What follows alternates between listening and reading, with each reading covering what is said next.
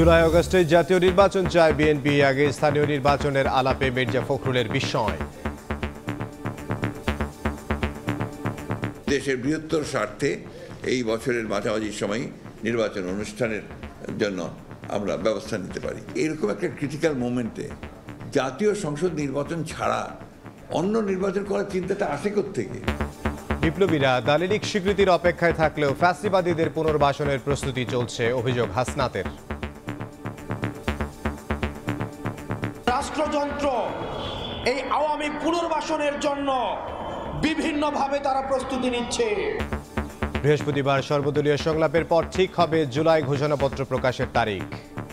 সবাই প্রোক্লেমেশনের বিষয়ে একমত আছেন যে ঘোষণাপত্রটি দিতে হবে আগামী বৃহস্পতিবার। আশা করি সবাই মিলে সর্বদলীয় একটি বৈঠক হবে। সেদিনেই আমরা কবে ঘোষণাপত্রটি জারি করব তা স্পষ্ট হবে। দেখছিলেন প্রধান শিরোনাম, রাতের সময় সঙ্গে আছে আমি ইমদাদুল হক। এবার অন্যান্য শীর্ষ সংবাদ। ক্ষমতা খাটিয়ে প্লট নেয়ার অভিযোগে শেখ হাসিনা জয়ের বিরুদ্ধে মামলা করল দুদক। কমিশনের মামলায় কারাগারে বাংলাদেশ ব্যাংকের সাবেক ডেপুটি গভর্নর এস.কে. সুর। ভারতের সঙ্গে অসম চুক্তি সমাধানে শিগগিরই বৈঠকে বসবে বিজিবি, বিএসএফ। ময়মনসিংহের স্বরাষ্ট্র উপদেষ্টা বললেন, স্বাভাবিক আছে সীমান্ত পরিস্থিতি। চলতি মাসেই রোড ম্যাপ, ফেব্রুয়ারিতে ডাকসু নির্বাচন। সময় নিয়ে ছাত্র সংগঠনগুলোতে মতভেদ। বৈষম্য বিরোধী ও শিবিরের আপত্তি না থাকলেও সংস্কার শেষে ভোট চায় ছাত্রদল।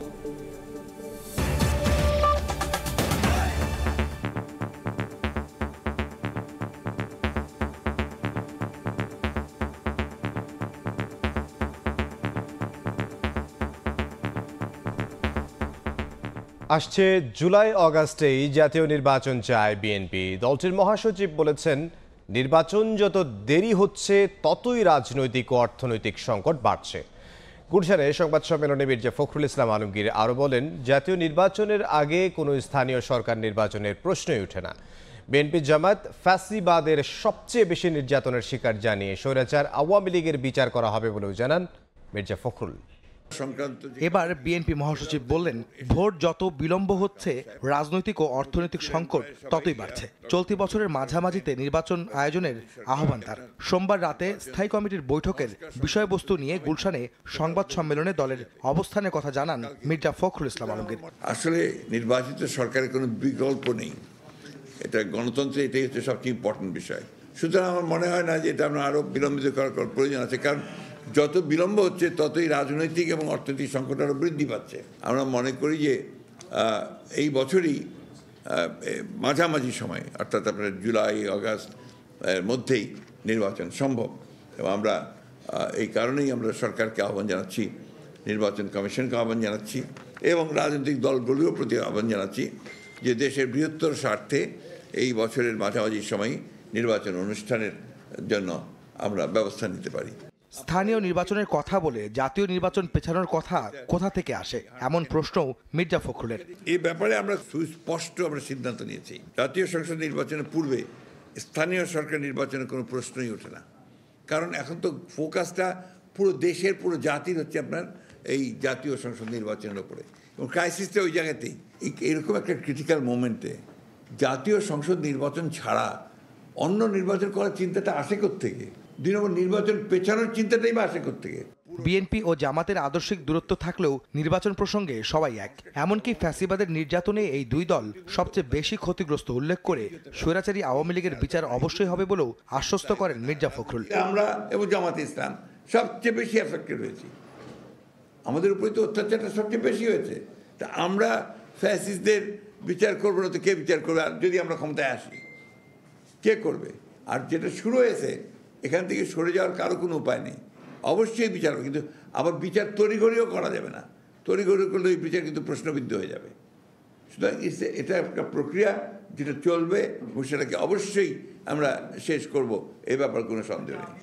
বাংলাদেশ ভারত সীমান্ত ইস্যুতে শক্ত অবস্থান নেয় অন্তর্বর্তী সরকারকে ধন্যবাদ জানিয়ে আওয়ামী লীগ আমলে দিল্লির সঙ্গে করা সব চুক্তি জনসম্মুখে প্রকাশের দাবি জানান বিএনপি মহাসচিব। এমনিতে পার্লামেন্টে করা উচিত ছিল, কিন্তু সেটা জনসম্মুখে উপস্থিত করা উচিত। আহমেদ সালেহীন, সময় সংবাদ, ঢাকা। প্রধান উপদেষ্টার সূচি অনুযায়ী নির্বাচনের প্রস্তুতি নিচ্ছে কমিশন। দুপুরে ইউএনডিপির প্রতিনিধি দলের সঙ্গে বৈঠক শেষে কথা জানান ইসি সচিব। বলেন, নির্বাচন আয়োজনে ইউএনডিপির কাছে প্রযুক্তিগত ও দক্ষতা বৃদ্ধির সহযোগিতা চাওয়া হয়েছে।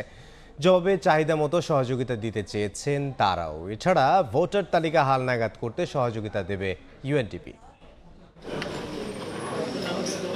মঙ্গলবার সকাল 11টায় নির্বাচন কমিশনে আসে ইউএনডিপির 5 সদস্যের প্রতিনিধি দল। আগামী জাতীয় নির্বাচনে সহযোগিতা নিয়ে কমিশন ও কর্মকর্তাদের সঙ্গে 3 দফায় প্রায় 2.5 ঘণ্টা ব্যাপী বৈঠক করেন তারা। ইসির পক্ষ থেকে আনুষ্ঠানিক প্রস্তাব দেয়া হলে তা গ্রহণ করে ইউএনডিপি। বৈঠক শেষে ইউএনডিপির প্রতিনিধি জানান, ত্রয়োদশ জাতীয় সংসদ নির্বাচন ভোটার তালিকা হালনাগাদ কার্যক্রমে কারিগরি সহায়তার পাশাপাশি তথ্য প্রযুক্তি, ইসির সক্ষমতা ও দক্ষতা বৃদ্ধিতে নির্বাচন কমিশনকে সহায়তা করবেন তারা। Some technology that might be needed there. There's some requests for training, but we're still consolidating, trying to understand. Then when we have the recommendations, we will go to the Election Commission, and then they will decide what makes sense in terms of the support to Bangladesh. পরে commission সচিব জানান, নির্বাচন প্রক্রিয়ায় সহযোগিতা নিয়ে পর্যালোচনা করে 10 দিনের মধ্যে ইসিকে বিস্তারিত জানাবে ইউএনডিপি। প্রাতিষ্ঠানিক, কমিউনিকেশন রিলেটেড, হার্ডওয়্যার, সফটওয়্যার ইত্যাদি বিষয়ে ওনারা এই জিনিসটা পর্যালোচনা করার জন্য এসছেন, আমাদের সাথে কথা বলেছেন। আমাদের সাথে কথা বলার পাশাপাশি ওনারা আরও যে স্টেক হোল্ডার্সরা আছেন তাদের সাথেও কথা বলে ওনারা 10 দিনের ভিতরে একটা প্রস্তাবনা নিয়ে আমাদের সাথে আবার আসবেন। জানান, প্রধান উপদেষ্টার ঘোষিত সময়সূচিকে ধরেই জাতীয় নির্বাচনের প্রস্তুতি নিচ্ছে নির্বাচন কমিশন। ইলেকশন কমিশনার এবং অন্যান্য কমিশনার যারা বলেছেন যে আমাদের যে চিফ অ্যাডভাইজার স্যার উনি যে একটা উইন্ডো দিয়েছেন সেই উইন্ডো নিয়ে আমরা কাজ করছি। এরই মধ্যে ইউএনডিপির জন্য অস্থায়ীভাবে অফিসের ব্যবস্থা করেছে ইসি। ঘরে না আসতে দিলে ঘরের কাজটা করাবো কি করে? কাউসার চৌধুরী কুমু, সময় সংবাদ, ঢাকা। জুলাই অগাস্টের বিপ্লবীরা যখন লিখিত দালিলিক স্বীকৃতির জন্য অপেক্ষা করছে, তখন রাষ্ট্রযন্ত্র ফ্যাসিবাদকে পুনর্বাসনের প্রস্তুতি নিচ্ছে বলে অভিযোগ করেছেন বৈষম্য বিরোধী ছাত্র আন্দোলনের আহ্বায়ক হাসনাত আবদুল্লাহ। নারায়ণগঞ্জে জুলাই বিপ্লবের ঘোষণাপত্রের পক্ষে জনসংযোগ কর্মসূচিতে একথা বলেন তিনি। একই কর্মসূচিতে অংশ নিয়ে জাতীয় নাগরিক কমিটির মুখপাত্র সামান্তা শারমিন হুঁশিয়ারি দেন বুধবারের মধ্যে জুলাই অভ্যুত্থানের ঘোষণাপত্র প্রকাশের। জুলাই ঘোষণাপত্র, গণহত্যার বিচার সহ 7 দফা দাবিতে সরব বৈষম্য বিরোধী ছাত্র আন্দোলন ও জাতীয় নাগরিক কমিটি। নবম দিনের মতো দেশের বিভিন্ন জনপদে লিফলেট বিতরণ কর্মসূচি পালন করে সংগঠন দুটি। মঙ্গলবার দুপুরে নারায়ণগঞ্জ শহরের চাষাড়ায় জুলাই বিপ্লবের ঘোষণাপত্রের পক্ষে জনসংযোগে অংশ নেন বৈষম্য বিরোধী ছাত্র আন্দোলনের আহ্বায়ক হাসনাত আবদুল্লাহ এবং জাতীয় নাগরিক কমিটির মুখপাত্র সামান্তা শারমিন সহ সংগঠন দুটির সদস্যরা। এ সময় হাসনাত আবদুল্লাহ বলেন, আগামীতে যারাই ক্ষমতায় আসবে তারা তরুণ প্রজন্মের ভাষা বুঝতে ব্যর্থ হলে আওয়ামী লীগের মতো পরিণতি ভোগ করতে হবে। বিপ্লবীরা এই বিপ্লবের লিখিত দালিলিক স্বীকৃতির জন্য যে এখানে অপেক্ষা করছে, অন্যদিকে আজকে রাষ্ট্রযন্ত্র এই আওয়ামী পুনর্বাসনের জন্য বিভিন্নভাবে তারা প্রস্তুতি নিচ্ছে। আওয়ামী লীগ বাংলাদেশের রাজনীতিতে পুনর্বাসিত হবে কিনা সেটার চূড়ান্ত সিদ্ধান্ত হয়ে গিয়েছে 5ই আগস্ট। একই অনুষ্ঠানে জাতীয় নাগরিক কমিটির মুখপাত্র সামান্তা শারমিন বলেন, বুধবারের মধ্যে সরকারকে জুলাই অভ্যুত্থানের ঘোষণাপত্র প্রকাশ করতে হবে, অন্যথায় কঠোর আন্দোলনে নামার ইঙ্গিত দেন তিনি।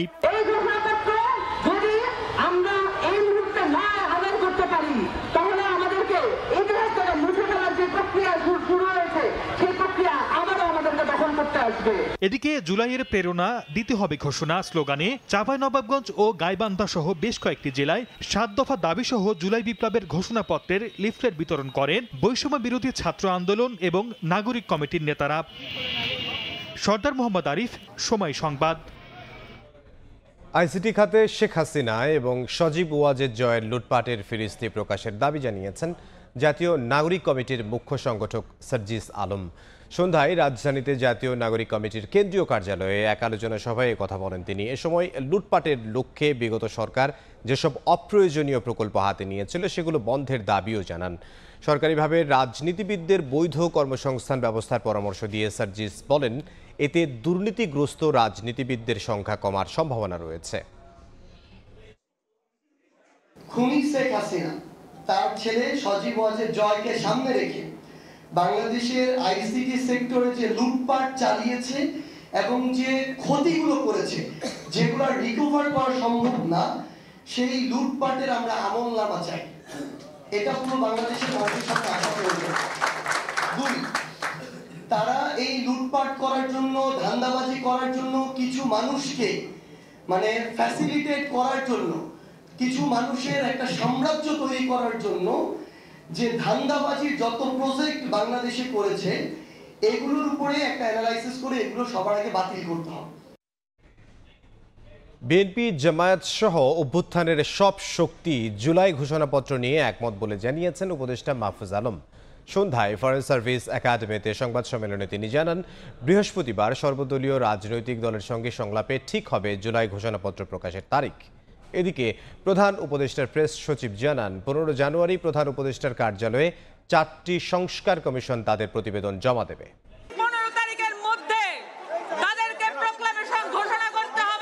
পরে সরকারের তরফ থেকে সব পক্ষের সঙ্গে এ ব্যাপারে আলোচনা শুরু হয়। মঙ্গলবার সন্ধ্যায় প্রধান উপদেষ্টার প্রেস উইংয়ের সংবাদ সম্মেলনে হাজির হন উপদেষ্টা মাহফুজ আলম। জানান, এরই মধ্যে বিএনপি জামায়াত সহ অন্য সব পক্ষগুলোর সঙ্গেও আলাপ করেছে সরকার। তবে ঘোষণাপত্রে কি থাকবে এ ব্যাপারে তারা এখনো একমত হতে পারেননি। তাই 16 জানুয়ারি সর্বদলীয় সংলাপের আহ্বান করেছে সরকার। সেদিনই ঠিক করা হবে জুলাই ঘোষণাপত্রের বিষয়বস্তু ও প্রকাশের দিনক্ষণ। তারা সবাই প্রোক্লেমেশনের বিষয়ে একমত আছেন যে ঘোষণাপত্রটি দিতে হবে, কিন্তু ঘোষণাপত্রটি কবে এবং ঘোষণাপত্রটির ভিতরে কি কি কন্টেন্ট থাকবে সেই বিষয়ে এখন আমরা ঐকমত্যে পৌঁছাতে পারিনি। আগামী বৃহস্পতিবার আশা করি সবাই মিলে সর্বদলীয় একটি বৈঠক হবে।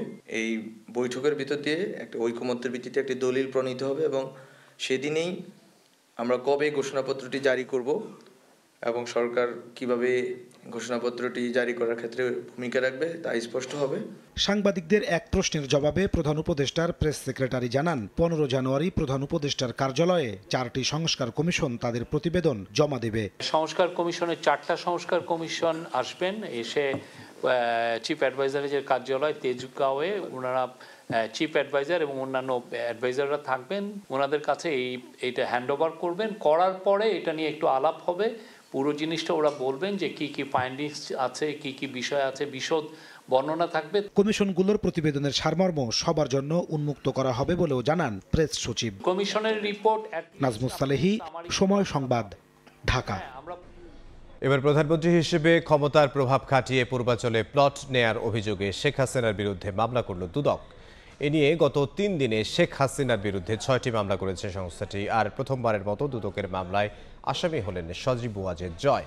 আলাদা মামলায় হাসিনা, জয় সহ রাজুক সংশ্লিষ্ট 23 জনকে আসামি করা হয়েছে। পূর্বাঞ্চল নতুন শহরে রাজুক থেকে অবৈধভাবে শেখ পরিবারের 60 কাঠার প্লট গ্রহণের ঘটনায় দুদক গেল 2 দিনে 4 মামলায় শেখ হাসিনাকে হুকুমের আসামি করে মামলা করেছিল। মঙ্গলবার নিয়ম ভেঙে প্লট গ্রহণের ঘটনায় তার বিরুদ্ধে মামলা করল দুদক। এজাহারে বলা হয়েছে, প্লট বরাদ্দের নির্ধারিত সময় ও ফর্মে কোনো আবেদন করেননি শেখ হাসিনা। এছাড়া বিধি মোতাবেক সুদাসদন সহ রাজধানীতে তার সন্তান ও পরিবারের নামে প্লট বা বাড়ি থাকার পরও তিনি নিয়ম ভেঙে প্লট গ্রহণ করেন। ক্ষমতার অপব্যবহার করে অপরাধজনক বিশ্বাসভঙ্গপূর্বক তার মাধ্যমে প্রকল্পের বরাদ্দ বিষয়ক দায়িত্বপ্রাপ্ত গৃহায়ন ও গণপূর্ত মন্ত্রণালয়, রাজধানী উন্নয়ন কর্তৃপক্ষ এর সংশ্লিষ্ট গণকর্মচারীগণকে প্রভাবিত করে পরস্পর যোগ সাজসে প্লটের বাস্তব দখল গ্রহণ করার অপরাধে মামলা রুজু হয়েছে। একই অভিযোগে তার ছেলে সজীব ওয়াজেদ জয়ের বিরুদ্ধে মামলা হয়েছে। পৃথক 2 মামলায় আসামি 23 জন। দুদক বলছে, অনুসন্ধানকালে শেখ পরিবার পলাতক থাকায় তাদের জিজ্ঞাসাবাদ করা সম্ভব হয়নি। তাদের বর্তমান এবং স্থায়ী ঠিকানায় আমাদের অনুসন্ধান দল গিয়েছেন এবং তাদের বক্তব্য সংগ্রহের জন্য, এবং তারা পলাতক থাকায় তাদের বক্তব্য নেয়ার সম্ভব হয়নি। মামলা তদন্তকালে অন্য কারো সম্পৃক্ততা পেলে তাদেরও চার্জশিটে অন্তর্ভুক্ত করা হবে বলেও জানিয়েছে সংস্থাটি। তাসলিম তৌহিদ, সময় সংবাদ, ঢাকা। সীমান্ত পরিস্থিতি স্বাভাবিক রয়েছে জানিয়ে স্বরাষ্ট্র উপদেষ্টা মোহাম্মদ জাহাঙ্গীর আলম বলেছেন, ভারতের সঙ্গে সীমান্ত নিয়ে বাংলাদেশের কিছু অসম চুক্তি রয়েছে। দ্রুত বিজিবি ও বিএসএফ এর বৈঠকে এসব বিষয়ে আলোচনা করা হবে। দুপুরে ময়মনসিংহ সিটি কর্পোরেশনে একমত বিনিময় সভায় তিনি কথা বলেন। এর আগে পুলিশ, র্যাব, বিজিবি ও আনসার সহ আইন শৃঙ্খলা বাহিনীর সঙ্গে বৈঠক করেন স্বরাষ্ট্র উপদেষ্টা। এছাড়া কারা অধিদপ্তর, ফায়ার সার্ভিস, পাসপোর্ট ও মাদকদ্রব্য নিয়ন্ত্রণ অধিদপ্তর সহ কৃষি মন্ত্রণালয়ের বিভিন্ন দপ্তরের কর্মকর্তাদের সঙ্গেও কথা বলেন তিনি।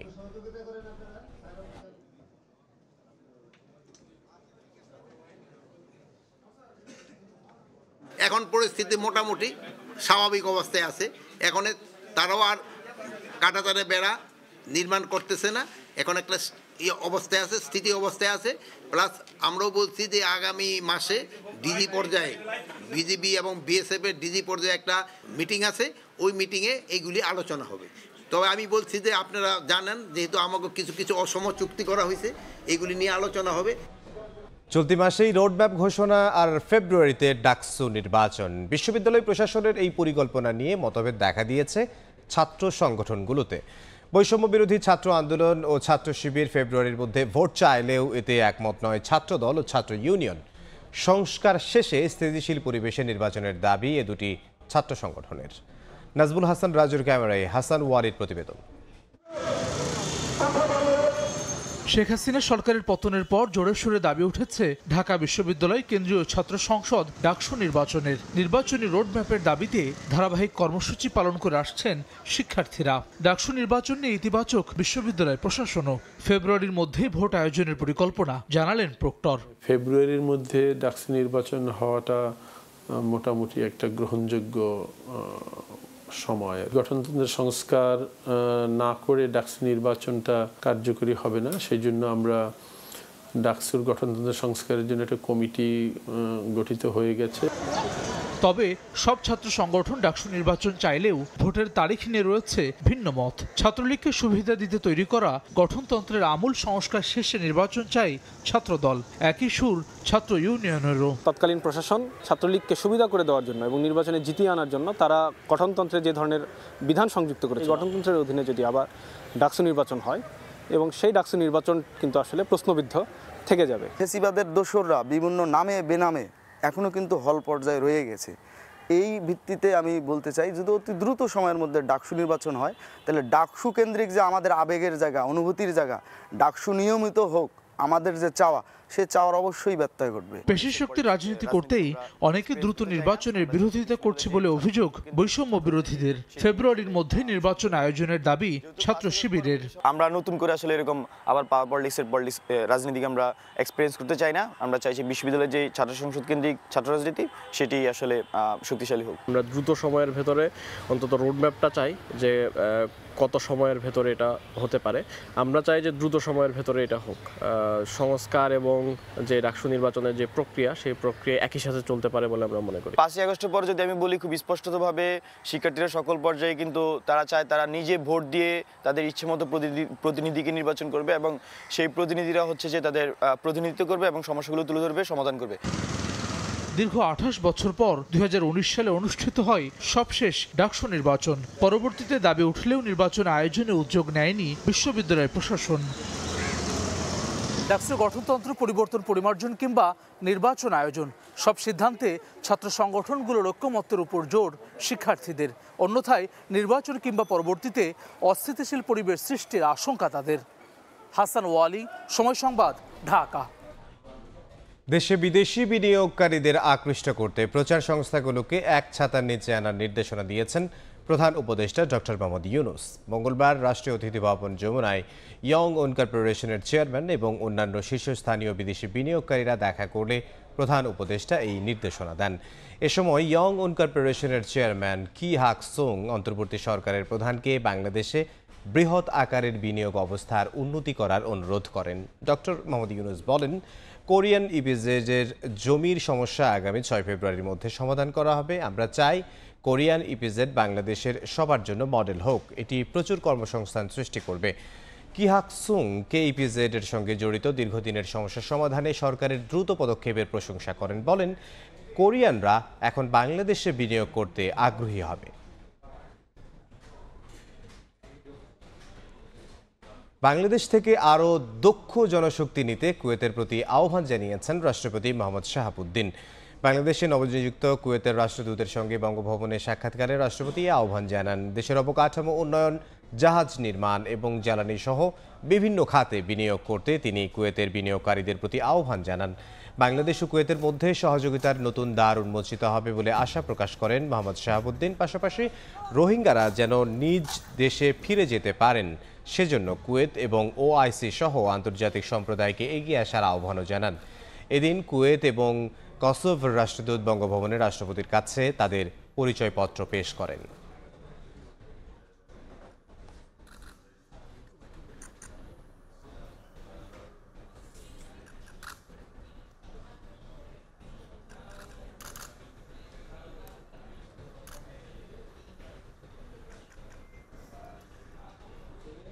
HMP ভাইরাস প্রতিরোধে নড়ে চড়ে বসেছে স্থলবন্দর কর্তৃপক্ষ। ভারত ফেরত যাত্রীদের দেশে ঢোকার আগেই করা হচ্ছে নানা পরীক্ষা, তবে ধীরগতির কারণে পড়তে হচ্ছে ভোগান্তিতে। আর এখনও পণ্যবাহী ভারতীয় ট্রাক চালক হেলপাররা আসেননি টেস্টের আওতায়। ইমিগ্রেশনে অপেক্ষায় পাসপোর্টধারী যাত্রীরা। HMP ভাইরাস রোধে ভারত থেকে আসা যাত্রীদের করা হচ্ছে পরীক্ষা নিরীক্ষা।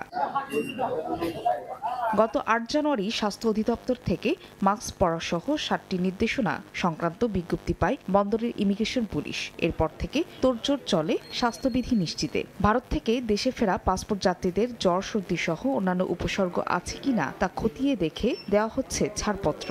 যদি কোনো যাত্রীর শরীরে ভাইরাসের কোনো উপসর্গ পাওয়া যায় সেক্ষেত্রে হাসপাতালের আইসোলেশনে পাঠানো হবে বলে জানিয়েছে মেডিকেল টিম বসিয়েছি।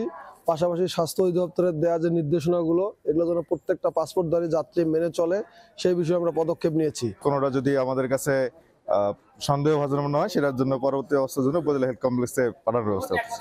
তবে অনেকেই জানেন না নতুন এই ভাইরাস সম্পর্কে। এতে স্বাস্থ্য ঝুঁকি বাড়ছে বলে মনে করেন সচেতন যাত্রীরা। পাশাপাশি সচেতনতামূলক উদ্যোগ নেওয়ায় স্বস্তি প্রকাশ করেন দুদেশে যাতায়াতকারীরা। HMP ভাইরাসের ডাক্তার আগে ছিল না, ইদানিং কাল থেকে বসছে, এজন্য আমরাও স্বাস্থ্যবিধি মানতেছি। সবাই আমরা যদি সচেতন হই, স্বাস্থ্যবিধি মেনে যদি চলি, তাহলে আর আমাদের কোনো সমস্যা হবে না। ভাইরাসের নতুনের জন্য যে দূরত্ব বজায় রাখা দরকার সকলেই বজায় রাখছে, এটা আমার জন্য ভালোই লাগছে। এছাড়া প্রত্যেকটি বন্দর দিয়েই দেশে প্রবেশের আগে মাস্ক পরিধান ও হাত ধোয়ার বিষয়ে সতর্ক করা হচ্ছে। ফারিয়া ফারজানা, সময় সংবাদ। সেনাবাহিনীর কাছে দ্বিতীয় ক্যাম্পাস নির্মাণ কাজ হস্তান্তর সহ 3 দফা দাবিতে দ্বিতীয় দিনের মতো কমপ্লিট শাটডাউন কর্মসূচি পালন করলেন জগন্নাথ বিশ্ববিদ্যালয়ের শিক্ষার্থীরা। বন্ধ ছিল একাডেমিক কার্যক্রম। বুধবার স্টিয়ারিং কমিটির মিটিংয়ে 3 দফা নিয়ে আলোচনা হবে বলে জানান উপাচার্য। অনশন থেকে সরে এলেও দ্বিতীয় দিনের মতো মঙ্গলবার ক্যাম্পাসে কমপ্লিট শাটডাউন কর্মসূচি পালন করেছে জগন্নাথ বিশ্ববিদ্যালয়ের শিক্ষার্থীরা, যে কারণে সকাল থেকেই বন্ধ ছিল সবগুলো বিভাগের ক্লাস ও পরীক্ষা। দ্বিতীয় ক্যাম্পাস যেটা কেরানীগঞ্জে অবস্থিত, সেই ক্যাম্পাস সম্পূর্ণরূপে সেনাবাহিনীর নিকট হস্তান্তর করতে হবে। আমাদের পুরান ঢাকার হাবিবুর রহমান হল এবং বাণী ভবনের কাজ স্টিল বেস নির্মাণ করার অনুমতি দিবে। শিক্ষার্থীদের আন্দোলনের মুখে শিক্ষা মন্ত্রণালয় এক নোটিশে জানায়, জগন্নাথ বিশ্ববিদ্যালয়ের নতুন ক্যাম্পাস স্থাপন, ভূমি অধিগ্রহণ ও উন্নয়ন প্রকল্প শীর্ষক প্রকল্পের স্টিয়ারিং কমিটির সভা বুধবার অনুষ্ঠিত হবে। সেই সভায় দাবি পূরণে দৃশ্যমান কোনো পদক্ষেপ না নেওয়া হলে আন্দোলন জোরদারের হুঁশিয়ারি দেন শিক্ষার্থীরা। তবে শিক্ষার্থীদের দাবি পূরণে আশাবাদী বিশ্ববিদ্যালয়ের উপাচার্য। যতক্ষণ অবধি হচ্ছে আমরা এর সঠিক সুরাহা না পাবো ততক্ষণ পর্যন্ত হচ্ছে যে আমাদের শাটডাউন কর্মসূচি চলবে। আমরা পরিষ্কার চিঠি দিয়ে দিয়েছি যে ওনাদের কাছে আমরা এটা দিতে চাই, প্রয়োজনীয় কি ব্যবস্থা নেওয়া যায় সে ব্যাপারে উদ্যোগ নেওয়ার জন্য। জগন্নাথ বিশ্ববিদ্যালয়ের 40টি বিভাগে প্রায় 18,000 শিক্ষার্থী বর্তমানে অধ্যয়নরত। আবাসন ও স্থাপনা সংক্রান্ত নানা দাবিতে বিগত বছরগুলোতেও একাধিকবার রাস্তায় নামতে হয়েছে জগন্নাথ বিশ্ববিদ্যালয়ের শিক্ষার্থীদের। এই ধারাবাহিকতার ইতি টানতে চায় বর্তমান আন্দোলনকারীরা। বুধবারের সভায় তাদের 3 দফা দাবির পরিপূর্ণ বাস্তবায়নে পদক্ষেপ গ্রহণ করা হবে বলে আশাবাদী তারা। শফিক মুন্সি, সময় সংবাদ, জগন্নাথ বিশ্ববিদ্যালয়, ঢাকা। চাকরি পুনর্বহালের দাবিতে আমরণ অনশনে পুলিশের 40তম ব্যাচের অব্যাহতিপ্রাপ্ত শিক্ষানবিশ এসআইরা। বিকেল থেকে সচিবালয়ের সামনে অনশন শুরু করেন তারা। চট বিছিয়ে প্ল্যাকার্ড হাতে অবস্থান নেন নারীসহ 25 জনের মতো অব্যাহতিপ্রাপ্ত এসআই। এর আগে সোমবার 3 সদস্যের প্রতিনিধি দল সচিবালয়ে ঢুকে স্বরাষ্ট্র মন্ত্রণালয়ের কর্মকর্তাদের সঙ্গে আলোচনা করেন। তবে দাবি পূরণে কোনো আশ্বাস না পেয়ে বিকেল থেকে আমরণ অনশনে বসেন তারা। দাবি আদায় না হওয়া পর্যন্ত অনশন চালিয়ে যাওয়ার ঘোষণা তাদের। পরিশ্রম করার পর কঠোর এই ট্রেনিং এর পরে সবাই মনে করে যে আমার কাঁধে র্যাঙ্ক ব্যাচ যেদিন উঠবে ওই দিন আমি সসম্মানে সাদার গেট থেকে পার হব। আমাদের পুনর্বহাল করা হবে বা আমাদের নিয়ে কোনো ভাবা হবে যেটা গেজেট আকারে অথবা প্রেস ব্রিফ করে যদি না বলেন, যতক্ষণ না বলবেন ততক্ষণ আমরা এখানে অবস্থান করব। সবাই আমাদের আমরণ অনশনের কর্মসূচির সাথে সবাই একমত, সবার মতামত নিয়েই গতকালকে আমাদের এই কর্মসূচি ঘোষণা করা হয়েছে। কেউ আমাদেরকে সাহায্য করতে আসছে না, সে কারণে আমরা এখন আমাদের সব হারিয়ে ফেলেছি। এখন আমরা মৃত্যু পর্যন্ত যদি এখানে থাকি আমাদের তাতে কোনো যায় আসছে না। পৌষের শেষ বিকেলে আকাশে ঘুড়ি কাটাকাটির খেলা। সন্ধ্যা নামতেই ছাদে ছাদে লাইট শো, ডিজে, আতশবাজি পোড়ানো সহ সাকরাইনের নানা আয়োজন। তবে নানা নিষেধাজ্ঞায় আগের তুলনায় এবার কিছুটা হলেও ভাটা পড়েছে উদযাপনে।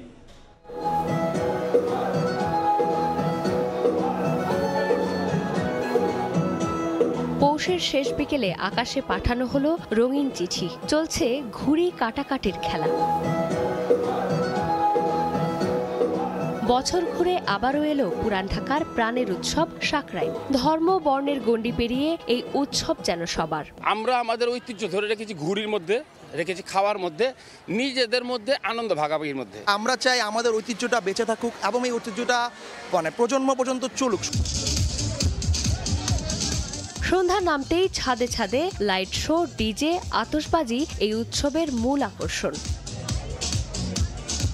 তবে নানা নিষেধাজ্ঞায় এবছর সাকরাইন উৎসবের আমেজ কিছুটা কম। আগে তো বাইরের লোক আসতো না, বেসিক্যালি আমাদের পুরান ঢাকার লোকরাই এখানে থাকতো, কিন্তু এখন দেখা যায় গুলশান বনানী থেকে অনেক লোকজন আসে।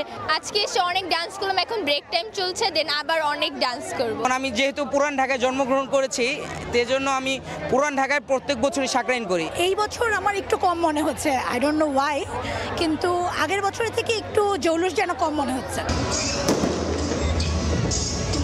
আধুনিকতার ছোঁয়ায় পৌষ সংক্রান্তি উদযাপনে যেমন ভিন্নতা এসেছে, তেমনি এই উৎসব যেন সেতু বন্ধনের কাজ করে অতীতের সঙ্গে বর্তমানের।